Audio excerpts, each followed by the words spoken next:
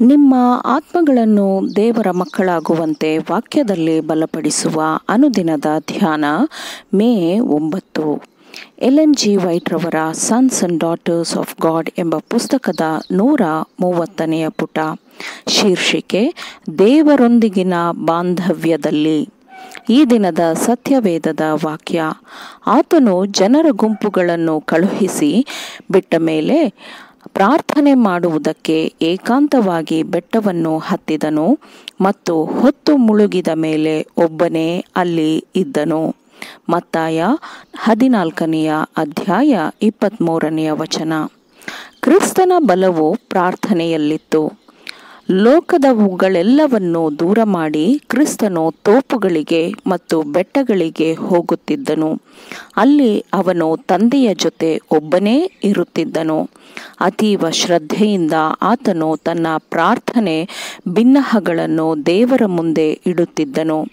ಅನಂತನಾಗಿರುವವನ ಕೈಯನ್ನು ಹಿಡಿಯಲು ತನ್ನ ಆತ್ಮದ ಬಲವನ್ನೆಲ್ಲ ಉಪಯೋಗಿಸುತ್ತಿದ್ದನು. ಹೊಸತಾದ ಮತ್ತು ದೊಡ್ಡದಾದ ಶೋಧನೆಗಳು ಎದುರಾದಾಗ ಅವನು ಏಕಾಂತವಾಗಿ ಬೆಟ್ಟಗಳಲ್ಲಿ ಕಳೆದು ಹೋಗಿರುತ್ತಿದ್ದನು. ತನ್ನ ಪರಲೋಕದ ತಂದೆಯೊಂದಿಗೆ ಇಡೀ ರಾತ್ರಿ ಪ್ರಾರ್ಥನೆ ಮಾಡುತ್ತಾ ಕಳೆಯುತ್ತಿದ್ದನು.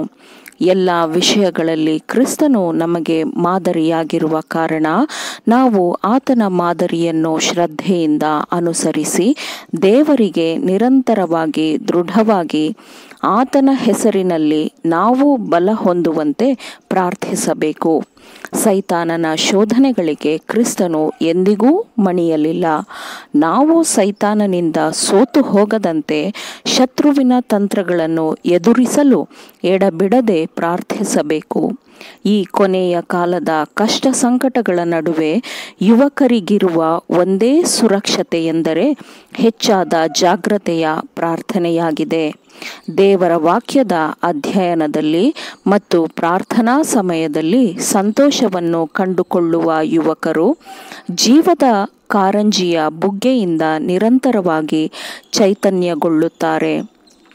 ಅಂತಹ ಯುವಕರು ನೈತಿಕ ಉತ್ಕೃಷ್ಟತೆಯ ಎತ್ತರವನ್ನು ಮುಟ್ಟುತ್ತಾರೆ ಮತ್ತು ಅವರು ಇತರರು ಗ್ರಹಿಸಲಾರದ ಹೊಂದಲಾರದ ಚಿಂತನೆಯ ವಿಶಾಲತೆಯ ಮಟ್ಟವನ್ನು ಮುಟ್ಟುತ್ತಾರೆ. ದೇವರೊಂದಿಗಿನ ಅನ್ಯೋನ್ಯತೆಯು ಒಳ್ಳೆಯ ಆಲೋಚನೆಗಳನ್ನು, ಉತ್ಕೃಷ್ಟವಾದ ಆಕಾಂಕ್ಷೆಗಳನ್ನು, ಸತ್ಯದ ಸ್ಪಷ್ಟ ತಿಳುವಳಿಕೆಯನ್ನು, ಕ್ರಿಯೆಗಳ ಉನ್ನತವಾದ ಉದ್ದೇಶಗಳನ್ನು ಉತ್ತೇಜಿಸುತ್ತದೆ. ದೇವರೊಂದಿಗೆ ಹೀಗೆ ಅನ್ಯೋನ್ಯವಾಗಿರುವವರನ್ನು ದೇವರು ತನ್ನ ಪುತ್ರರು ಮತ್ತು ಪುತ್ರಿಯರು ಎಂದು ಪ್ರಮಾಣೀಕರಿಸುತ್ತಾನೆ, ಒಪ್ಪಿಕೊಳ್ಳುತ್ತಾನೆ. ದೇವರು ಅವರನ್ನು ಈ ಲೋಕಕ್ಕೆ ಬೆಳಕಿನ ಮತ್ತು ಜ್ಞಾನದ ಕಾಲುವೆಗಳನ್ನಾಗಿ ಮಾಡುವವರೆವಿಗೂ ಅವರು ನಿರಂತರವಾಗಿ ದೇವರ ಮತ್ತು ನಿತ್ಯತ್ವದ ಬಗೆಗಿನ ಸ್ಪಷ್ಟವಾದ ಕಲ್ಪನೆಯನ್ನು ಹೊಂದಿಕೊಂಡವರಾಗಿ ಬಹಳ ಎತ್ತರವನ್ನು ಮುಟ್ಟುತ್ತಾರೆ.